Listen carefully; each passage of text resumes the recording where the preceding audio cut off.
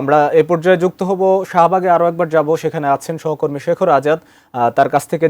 জানবো শাহবাগের আরো খবরাখবর। স্লোগান হচ্ছে আমরা সবাই হাদি হব, যুগে যুগে লড়ে যাব। আপনারা দেখছেন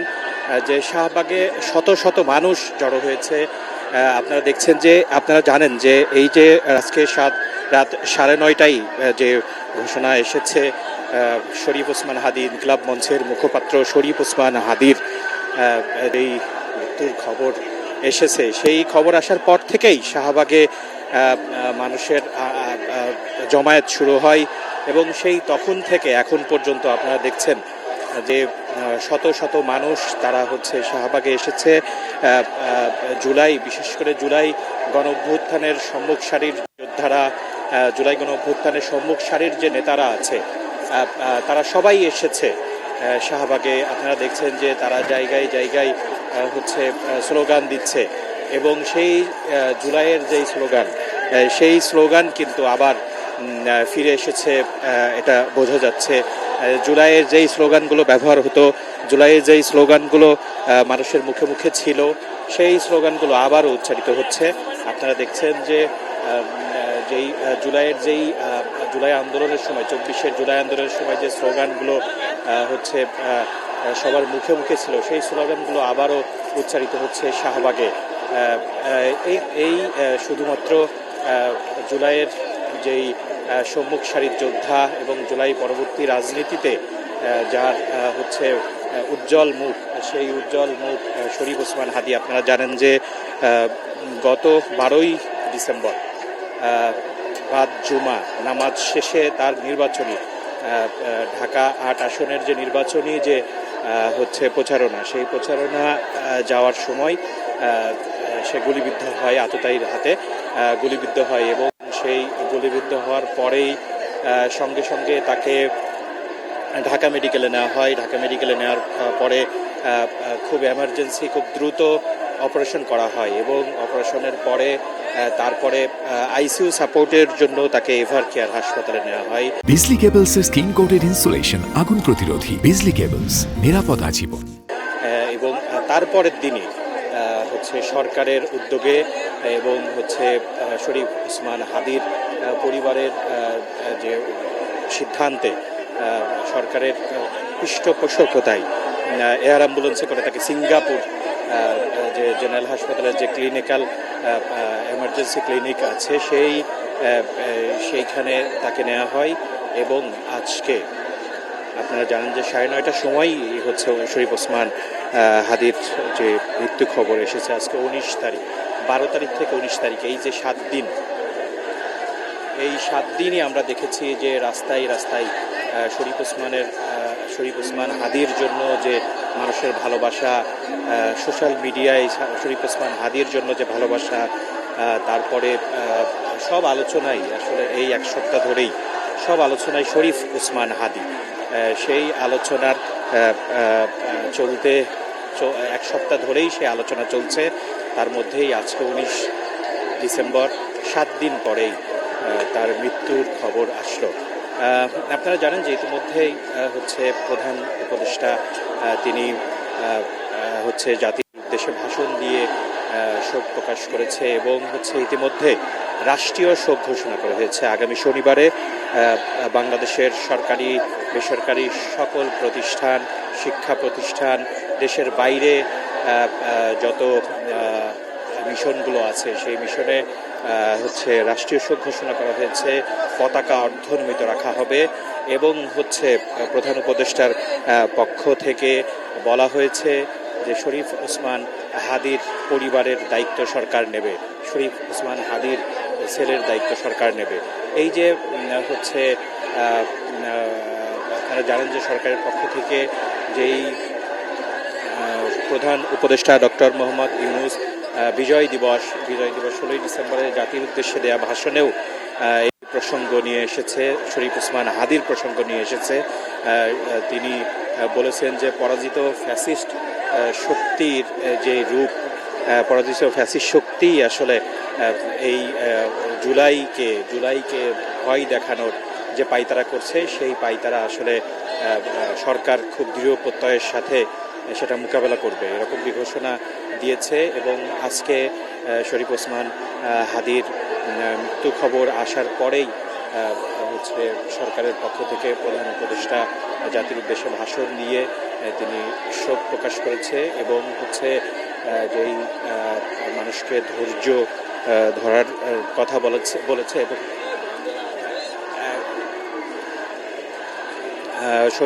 শরীফ ওসমান হাদির যেই হচ্ছে প্রধান উপদেষ্টা তিনি জাতির উদ্দেশ্যে ভাষণে বলেছেন যে শরীফ ওসমান হাদি যেই ফ্যাসিস্ট যেই পরাজিত ফ্যাসিস্টের যে হচ্ছে পরাজিত ফ্যাসিস্ট শক্তির যে হচ্ছে ভয়ঙ্কর ছিল সেইটা আসলে এখন পর্যন্ত মানে প্রধান উপদেষ্টার পক্ষ থেকে আসলে এই পর্যন্ত তার অসুস্থ তার যে গুলিবিদ্ধ হওয়ার পর থেকেই আসলে প্রধান উপদেষ্টার পক্ষ থেকে বিভিন্ন সময় আপডেট দেওয়া হচ্ছিল। আপনারা জানেন যে সিঙ্গাপুরে চিকিৎসাকালীন সময়েও প্রধান উপদেষ্টা তিনি হচ্ছে সিঙ্গাপুরে তিনি কথা বলেছেন এবং সিঙ্গাপুরের যে স্বাস্থ্য হেলথ মিনিস্টার আছে সেই হেলথ মিনিস্টারের সাথে কথা বলেছে এবং হেলথ মিনিস্টার তিনি কিন্তু শরীফ ওসমান হাদিকে দেখতে গিয়েছিলেন এবং তিনি দেখতে যাওয়ার পরেই আসলে বলেছিলেন যে আসলে তার অবস্থা আসলে সংকটাপূর্ণ। আপনারা জানেন যে তার শরীফ ওসমান হাদির মাথায় গুলি লেগেছে এবং মাথায় গুলি লেগে হচ্ছে তার আসলে মস্তিষ্কে রক্তক্ষরণ হয়েছে এবং মস্তিষ্কের যে মানে প্রথম দিনেই যে সমস্যাটার কথা হচ্ছিল যে হচ্ছে তার মস্তিষ্ক হচ্ছে ফুলে গিয়েছে এবং হচ্ছে তার যে মস্তিষ্কের বিভিন্ন জায়গায় সিটি স্ক্যানে এসেছে রক্তক্ষরণ হয়েছে। এই রকম অবস্থাতেই আসলে সরকারের পক্ষ থেকে তাকে উন্নত চিকিৎসার জন্য সিঙ্গাপুরে নেওয়ার কথা বলা হয়। এভারকেয়ার হাসপাতাল থেকে তারা বলছিল যে হচ্ছে আমাদের বাংলাদেশের সর্বোচ্চ যে ট্রিটমেন্ট শরীফ ওসমান হাদিকে দেয়া হচ্ছে, তারপরেও যদি তার পরিবার যদি মনে করে এবং হচ্ছে সরকার যদি মনে করে তার উন্নত চিকিৎসার জন্য তাকে বিদেশে নেওয়া যেতে পারে তাহলে অবশ্যই আমাদের পক্ষ থেকে হচ্ছে আমার সর্বাত্মক সহযোগিতা করা হবে। এভারকেয়ার হাসপাতালের পক্ষ থেকে এটা বলা হচ্ছিল। তারপরে সরকার খুব দ্রুততার সাথে এয়ার অ্যাম্বুলেন্সে করে তাকে শরীফ ওসমান হাদিকে সিঙ্গাপুরে নেওয়া হয় এবং সিঙ্গাপুরে নেওয়ার পরে আজকে 19 ডিসেম্বর আপনারা জানেন যে 19 ডিসেম্বর রাত 9:30টার সময় আসলে খবর আসে। গতকালকেই যেই সিঙ্গাপুরের হেলথ মিনিস্টার যাওয়ার পরে প্রধান উপদেষ্টার সাথে কথোপকথনের পরেও প্রধান উপদেষ্টার পক্ষ থেকে যেই ফেসবুকে যে পোস্ট দেওয়া হয়েছিল সেখানে বলা হয়েছিল যে শরীফ ওসমান হাদির অবস্থা আসলে সংকটাপূর্ণ এবং তার জন্য হচ্ছে দেশবাসীর কাছে দোয়া চেয়েছিলেন প্রধান উপদেষ্টা। তো তারপরে আজকে হচ্ছে এই 19 ডিসেম্বর শরীফ ওসমান হাদির যে আপনারা জানেন যে এই যে 7 দিন মাঝখানে যে 7 দিন এই 7 দিনের মধ্যে কিন্তু হচ্ছে আপনারা জানেন যে শহীদ মিনারে গত 2 দিন আগে যে সর্বদলীয় প্রতিরোধ যে সমাবেশ করা হয়েছিল সেই সমাবেশে এসে জুলাইয়ের যে সম্মুখ সারির যে যোদ্ধারা তারা এবং সব দল মত নির্বিশেষে সর্বদলীয় প্রতিরোধ সমাবেশ যে করা হয়েছিল সেই সমাবেশ থেকেও আসলে সবাই যেই হচ্ছে স্পষ্ট বলেছে যে শরীফ ওসমান হাদি হচ্ছে যে ভারতীয় আধিপত্যবাদ এবং হচ্ছে বিশেষ করে পরাজিত ফ্যাসিস্ট শক্তির একটি খুব ভয়ঙ্কর একজন হচ্ছে শত্রু, সেই জন্যই আসলে তাকে হুমকি স্বরূপ পরাজিত ফ্যাসিস্ট সরকার এবং হচ্ছে ভারতীয় আধিপত্যের জন্য হুমকি স্বরূপ আসলে শরীফ ওসমান হাদি সেই জন্যই তাকে গুলি করা হয়েছে এবং যেই হচ্ছে সকল দল মত নির্বিশেষে যেই বিশেষ করে জুলাইয়ের সম্মুখ সারির যে যোদ্ধারা তারা বলেছে যে সেই দিন থেকে আপনারা জানেন যে একটি স্লোগান মানুষের মুখে মুখে আমরা সবাই হাদি হব, যুগে যুগে লড়ে যাব, সেই তখন থেকে বিভিন্ন সংগঠন বিভিন্ন রাজনৈতিক দল কিন্তু মিছিল করেছে শরীফ ওসমান হাদির যেই হত্যাকারী শরীফ ওসমান হাদির উপরে যে গুলি বর্ষণকারী সেই তার হচ্ছে হামলাকারীর যে বিচারের দাবিতে আসলে বিভিন্ন জায়গায় সারা বাংলাদেশে মিছিল হয়েছে এবং সরকারের পক্ষ থেকে এখন পর্যন্ত শরীফ ওসমান শরীফ ওসমান হাদির এখন পর্যন্ত তার উপর যে হামলা হয়েছে সেই হামলার 9 জনকে ইতিমধ্যে বিভিন্নভাবে সম্পৃক্ত 9 জনকে ইতিমধ্যে গ্রেপ্তার করা হয়েছে এবং হচ্ছে আপনারা জানেন যে মূল যে শরীফ ওসমান হাদির উপরে যে গুলি চালিয়েছিল যে ফয়সল করিম মাসুদ এবং হচ্ছে তার সহযোগী আলমগীর শেখ, তারা কিন্তু যেমনটি বলছে যে হচ্ছে তারা বিদেশে পালিয়ে গিয়েছে, ইন্ডিয়াতে পালিয়ে গিয়েছে, এরকমটি বলা হচ্ছে আসলে তদন্তকারী সংস্থার পক্ষ থেকে। তো এই রকম পরিস্থিতিতে আসলে আজকে 19 ডিসেম্বরে খবর আসলো যে শরীফ ওসমান হাদি আর নেই। তো তারপর থেকেই আসলে শাহবাগে মানুষ জড়ো হতে থাকে এবং আপনারা জানেন যে আজকে ঢাকা শহরের বিভিন্ন জায়গায় আসলে পুরো রাস্তায় মানুষ হচ্ছে প্রচুর পরিমাণ মানুষ রাস্তায় নেমেছে এবং ইতিমধ্যেই কয়েকটি প্রতিষ্ঠানও ভাঙচুর করা হয়েছে এবং অনেক ঘটনা আসলে ঢাকায় এবং সারা বাংলাদেশের বিভিন্ন জায়গায় আমরা দেখেছি যে শরীফ ওসমান হাদির হত্যাকারীদের বিচারের দাবিতে যে মিছিল, সেই মিছিল এবং বিক্ষোভ আমরা দেখেছি হচ্ছে সারা বাংলাদেশের বিভিন্ন জায়গায় আমরা দেখেছি যে এটা। আমরা এখন আপনাদের সাথে যুক্ত আছি শাহবাগ থেকে। শাহবাগে সেই 9:30 থেকে 10টা থেকেই আসলে মানুষ হচ্ছে তারা আসতে শুরু করে এবং হচ্ছে আপনারা জানেন যে এখন এখানে সকল নেতাকর্মী মানে সব সংগঠনের সব নেতাকর্মী, বিশেষ করে হচ্ছে এনসিপি নেতাকর্মী, ছাত্র শিবিরের আমরা দেখেছি এখনও আছে, যে ডাকসুর যে ভিপি সাদিক কায়েম, তারপরে ডাকসুর যে অন্যান্য নেতারা, তারপরে হচ্ছে বিভিন্ন এনসিপির যে নেতা নাহিদ ইসলাম, তারপরে হচ্ছে এনসিপির কেন্দ্রীয় যে নেতৃবৃন্দ সবাই এসেছে এখানে এবং হচ্ছে তারা এখানে স্লোগান দিচ্ছে নিরবচ্ছিন্নভাবে স্লোগান দিচ্ছে। যেই জুলাইতে যে স্লোগানগুলো দেওয়া হতো সেই স্লোগানগুলো দেওয়া হচ্ছে এবং যেই স্লোগানটা সব থেকে বেশি উচ্চারিত হচ্ছে, আমরা সবাই হাদি হব, যুগে যুগে লড়ে যাব। এই যে হচ্ছে আপনারা জানেন যে শাহবাগে সেই 10টা থেকে এখন রাত হচ্ছে 2টা বাজতে চলল, এখন পর্যন্ত আসলে মানুষ বাড়ছেই, ক্রমে আসলে কমছে না, ক্রমেই বাড়ছে। হচ্ছে মানুষের উপস্থিতি আস্তে আস্তে যত সময় গড়াচ্ছে তত বাড়ছে, আমরা দেখছি কমছে না। ঢাকা শহরের বিভিন্ন জায়গায় রাস্তায় এভাবে বিক্ষোভ হচ্ছে এবং এইখানে শাহবাগে চারদিক দিয়ে বন্ধ করে দেওয়া হয়েছে, ব্যারিকেড দিয়ে বন্ধ করে দেওয়া হয়েছে এবং এইখানে তারা স্লোগান দিচ্ছে এবং হচ্ছে তারা যে দাবিটা করছে সেটা হচ্ছে শরীফ ওসমান হাদির হত্যাকারী কে খুব দ্রুত সময়ের মধ্যে বিচারের আওতায় আনতে হবে, এই দাবি তারা আজকে এই মিছিল থেকে করছে।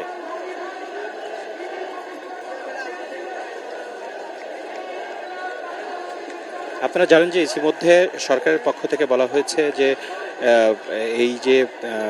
এই ঘটনায় শরীফ ওসমান হাদির কে যে হচ্ছে গুলি করা হয়েছে, এই ঘটনায় যারা জড়িত তাদের সবাইকে খুব দ্রুত সময়ের মধ্যে আইনের আওতায় আনা হবে, এমনটি বলা হয়েছে। আপনারা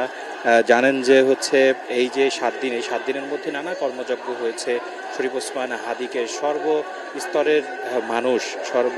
জায়গা থেকে আসলে যার জায়গা থেকে তারা আসলে দোয়া করেছে এবং হচ্ছে তারা এখন পর্যন্ত আপনারা জানেন যে শরীফ ওসমান হাদির জন্য বিভিন্ন হচ্ছে সংগঠন,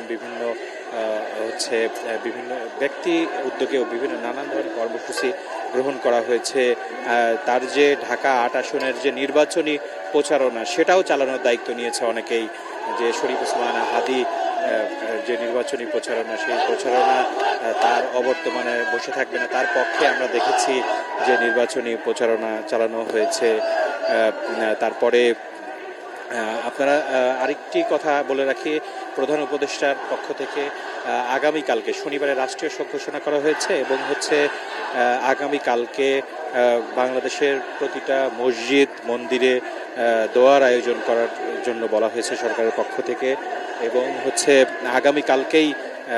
শরীফ ওসমান হাদির মরদেহ বাংলাদেশে আনা হবে এমনটি বলা হয়েছে এবং সেই সম্পর্কিত যেই উদ্যোগগুলো সেই উদ্যোগগুলো নেওয়া হয়েছে এমনটি সরকারের পক্ষ থেকে বলা হয়েছে। সুপ্রিয় দর্শক, আপনারা দেখছেন যে শাহবাগের যে চিত্র, শাহবাগের চিত্র আর মানুষের উপস্থিতি আসলে ক্রমেই বাড়ছে এবং হচ্ছে তারা বিভিন্ন স্লোগান দিচ্ছে শুধুমাত্র, এবং হচ্ছে স্লোগানে যে বিষয়টি তারা বলছে যে শরীফ ওসমান শরীফ ওসমান হাদিকে আসলে এখন যেই দাবিটা সবাই করছে সেটা হচ্ছে যে শরীফ ওসমান হাদির যে হত্যাকারী আছে তাদের বিচার যেন খুব দ্রুত সময়ের মধ্যে করা হয়। মাহমুদ, শাহবাগ থেকে আপনার সাথে যুক্ত ছিলাম, এই ছিল আমার কাছে সর্বশেষ।